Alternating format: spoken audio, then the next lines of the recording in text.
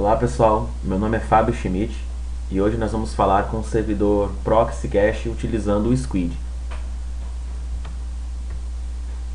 Bom, o que é um servidor Proxy Cache? É muito comum a gente chamar apenas como servidor proxy, né? Porém é um Proxy Cache, que é uma camada implementada entre o cliente e o servidor. E o tipo mais comum é o Proxy Web, que processa requisições HTTP, HTTPS e FTP. O protocolo HTTP é baseado em requisições e respostas. Então, o servidor proxy trata as solicitações do cliente e a resposta do servidor. O cliente envia uma solicitação que passa pelo proxy, encaminha essa solicitação ao servidor e o mesmo vai acontecer com as respostas. O servidor vai enviar a resposta, vai passar pelo proxy que vai ser entregue ao cliente. Bom, um proxy reverso é uma implementação, seria o caminho inverso do proxy, né? Ela tem como objetivo acelerar o acesso a aplicações e reduzir a carga no servidor de destino. Como a gente está falando de proxy web, a gente vai falar também de proxy reverso web, né? No proxy reverso web, os objetos das requisições web são cacheados no servidor proxy. Em solicitações futuras, caso o objeto que foi solicitado exista no cache do proxy e continue válido, será fornecido pelo proxy ao cliente, muitas vezes sem sequer consultar o servidor web.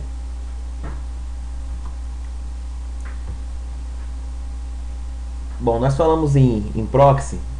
Quais são as principais vantagens de ter um servidor proxy, né? Reduzir o consumo de banda, estabelecer políticas de acesso à internet, monitorar a utilização também da internet, e através de um servidor proxy como o Squid, a gente pode efetuar o balanceamento de carga entre múltiplas conexões de internet.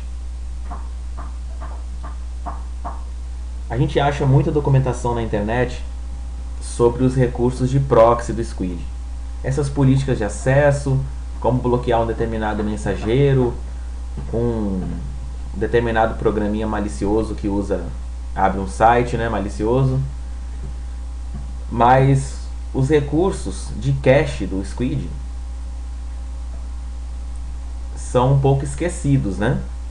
Levando a implementações limitadas à solução, que não otimizam em nada a utilização da banda de internet, ou muito pouco, e aumentam a latência dos acessos, porque você vai continuar tendo um servidor no meio do caminho, que vai estar escrevendo aqueles objetos em disco, repassando para o servidor, só que a cada requisição ele não está conseguindo recuperar nada do cache. Falando aqui sobre o Squid, né, ou a Lula, que é o significado da palavra Squid, né, em inglês,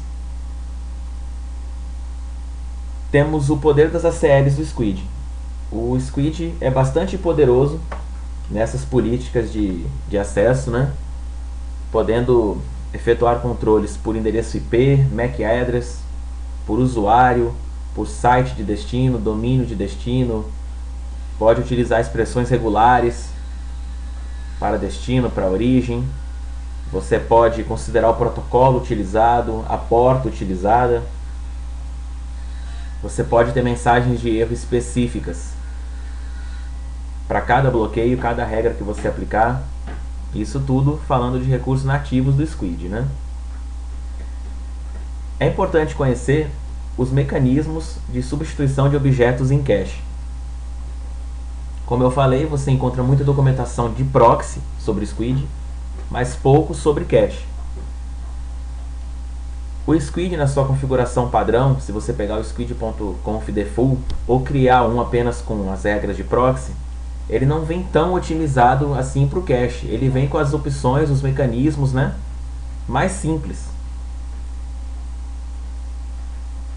E também os mais lentos. Você tem que gerenciar os objetos que estarão no seu cache em disco e em memória. Inclusive O Squid ele vem por padrão somente com um diretório de cache bem pequeno, utilizando o UFS, que é uma modalidade para cache disco bastante limitada. No máximo ela processa aí cerca de 40 requisições por segundo em testes efetuados, né? Sendo que a gente pode ter o AUFS, o DISC-D, que passam das 200 requisições por segundo. A performance aumenta muito. Com o Squid, a gente pode limitar o download de certos arquivos, né? Pela extensão, pelo MIME, isso é o tipo de arquivo que tiver no cabeçalho. Bloquear por extensão é falho, né? Sites maliciosos, usuários mal intencionados, podem mudar a extensão do arquivo e já vão conseguir burlar a sua regra. Mas se você bloquear pelo MIME type, não tem como. Pelo tamanho, você pode colocar um proxy aí na sua rede, efetuar diversos bloqueios e os usuários começarem a baixar arquivos gigantescos. Então você tem que controlar também o tamanho dos arquivos que podem ser baixados. Em alguns casos, você vai precisar proibir ou forçar o cache de objetos. Alguns sites não se comportam muito bem quando há o cache de objetos ou quando há o proxy sendo feito. Você pode configurar o Squid para negar o cache, ou seja, ele vai pegar aquela requisição, não vai trabalhar com cache e vai encaminhar diretamente para o servidor essa requisição. Um exemplo muito comum, o conectividade social da caixa. Todo mundo que já implementou o Squid e a empresa utilizava o conectividade social, era preciso criar uma regra específica no proxy. Em alguns casos, a gente precisa forçar o cache de objetos. Alguns objetos vêm com um cabeçalho HTTP que força o download novamente. O seu proxy tem ele em cache, mas vai ser forçado o download. Vamos supor que você tem diversas estações aí com antivírus. E você não tem um antivírus centralizado, um servidor para isso. Diariamente essas estações baixam as definições de vírus, né? Imagina todas as estações indo na internet e baixando essas definições, porque os objetos forçam o download novamente. Aí você pode fazer com que o Squid utilize essas definições, esses objetos do cache. A primeira estação vai na internet, todas as outras vão obter esse arquivo diretamente do seu servidor, da sua rede local. Tudo isso também, às vezes a gente precisa fazer controles baseados no horário de acesso. Muito comum hoje em dia. Redes sociais não são permitidas. Você não pode acessar Facebook, Twitter durante o horário de trabalho. Porém, no horário de almoço, é liberado. Então no Squid você pode trabalhar aí com horários de acesso. Você vai ter que fazer um estudo direcionado à performance através do tuning de sistema operacional e do próprio Squid. Dependendo do tamanho do seu ambiente, da sua quantidade de usuários, os parâmetros de performance originais do sistema operacional do Squid não vão te atender. Bom, eu falei sobre reposição de objetos em cache, né? Eu vou te apresentar aqui as 3 políticas, os 3 métodos, os 3 mecanismos, né, presentes no Squid, partindo pelo LRU, que é a política de reposição padrão e a mais simples, onde os objetos mais antigos do cache, desde o último hit, né, desde a última vez que houve um acerto, que ele foi recuperado do cache, são removidos. Ele não considera o tamanho nem a popularidade do arquivo, ou do objeto, melhor falando, né? Temos o LFUDA, LFUDA para muitos aí, né? Nessa política, o Squid mantém os objetos mais populares, desde o último hit no cache, independente do seu tamanho. O que acontece? Ele reduz o hit rate. Ele vai ter menos objetos menores, né? Mas vai ter mais objetos maiores.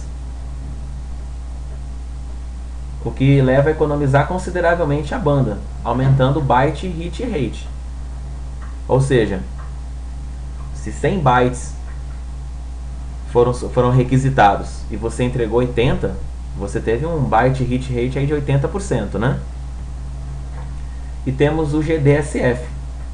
O Squid mantém os objetos populares com menor tamanho em seu cache. Isso é, vão existir dois objetos, por exemplo, com a mesma popularidade, então o objeto de menor tamanho será mantido. Eu não tenho uma política de reposição única no Squid. Eu posso definir uma política para o cache em memória RAM e uma para o cache em disco. Na minha opinião, o LFUDA é o mais correto para os objetos em disco. Eu tenho muito espaço, eu posso armazenar muitos arquivos, né? Então eu posso aumentar aí o byte hit rate. A minha memória RAM é limitada. E na minha otimização, no meu tuning do Squid, eu coloco objetos pequenos, os objetos menores na memória RAM. Então o GDSF vai ser o mais apropriado. É impressionante como mudando esses mecanismos aumentem muito a performance do Squid e os acertos, ou seja, os hits dos objetos em cache. Bom, a gente encontra na internet muitas receitas de bolo com regrinhas do Squid para bloquear diversos aplicativos, mensageiros, sites específicos, uma rede social nova que apareceu, enfim. Mas e quando a gente precisar combinar tudo isso? Será que você vai saber implementar essas ACLs com a lógica correta? Por exemplo, eu posso ter grupos com permissões diferentes, diversos grupos com múltiplas permissões. Um grupo efetuou download, o outro não. Um grupo só efetuou download até 10 MB, o outro até 50.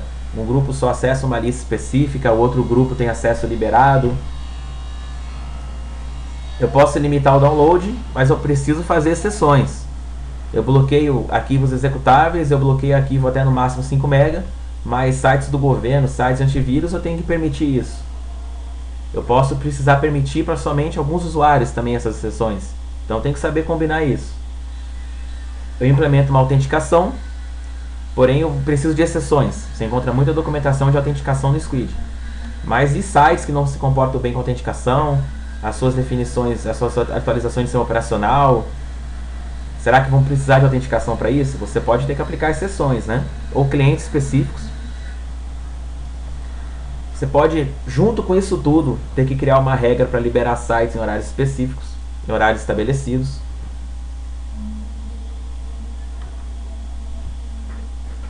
Bom, uma dúvida aqui também muito comum é se é possível ter um cluster proxy, né? Sim, isso é possível, porque em alguns ambientes um servidor só não pode dar conta do recado, não pode ser o suficiente, né? Então a gente pode implementar uma hierarquia de servidores proxy, onde eles balanceiam a carga também, criam aí um failover, né? Uma tolerância a falhas também no serviço, porque se um cair, outro pode assumir, e compartilhar os objetos cacheados entre si.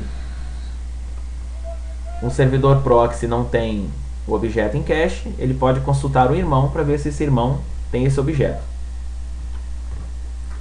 Vamos aqui para as perguntas mais comuns, né, envolvendo o Squid. É possível efetuar o cache de vídeos do YouTube? Sim, é possível. Porém, você precisa utilizar os recursos de redirecionamento do Squid, onde você vai combinar o Squid com o servidor web, junto com políticas que você força o cache desses objetos, né? Porque os arquivos flash, os .flv do YouTube, eles têm uma série de mecanismos, uma série de cabeçalhos, várias estratégias para não serem cacheados, tá? Mas é possível. O Squid pode limitar a banda utilizada? Eu falei aí limitar o download pelo tamanho, por extensão, por MIME. Só que se todo mundo começa a fazer download, acaba com a sua banda de internet, né? Que às vezes a mesma banda está sendo utilizada para todos os serviços da empresa, serviços mais importantes. Então você pode limitar a banda sim, através do recurso de delay pools do Squid. Lembrando que o Squid trata somente HTTP, HTTPS, FTP. Então você vai limitar a banda desses protocolos. Se for para limitar a banda de outros protocolos, você tem que utilizar outras soluções. O proxy transparente permite autenticação? Não, até a última versão do Squid que está em desenvolvimento, não há autenticação para proxy transparente.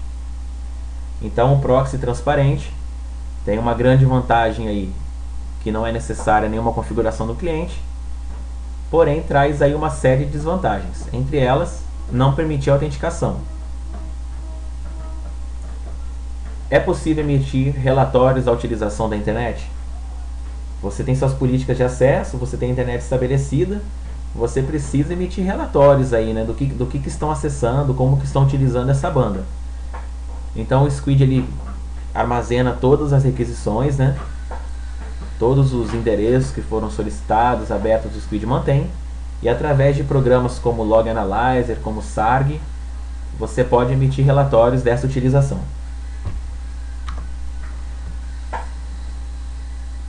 Muito obrigado, pessoal.